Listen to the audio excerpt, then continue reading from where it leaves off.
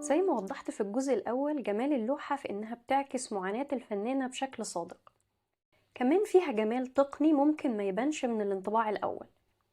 الزوج بالرغم من مرضه واخد معظم الحيز في اللوحة، وده بيعكس مكانته في حياة الفنانة، بينما الفنانة نفسها موجودة في ركن اللوحة، وكأن ألم الحزن بيحاصرها وما تقدرش تهرب منه.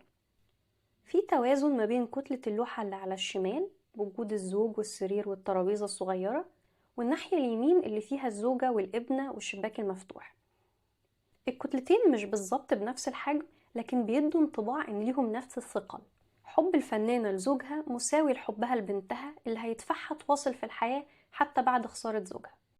حتى اختيار الألوان فيه ذكاء شديد. راس الزوج أو الجزء اللي باين منه ألوانه أصفر وأحمر، اللي هي نفس الألوان اللي بتظهر في هدوم الفنانة، وكأنها بتأكد إنهم هيفضلوا دايما على اتصال.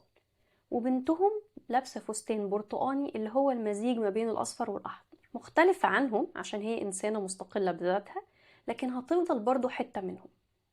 وجنب الشباك المفتوح ورود حمراء، ممكن تعتبريها رمز لأن روحه مش هتفارقهم، أو تقبل الموت كجزء من سنة الحياة.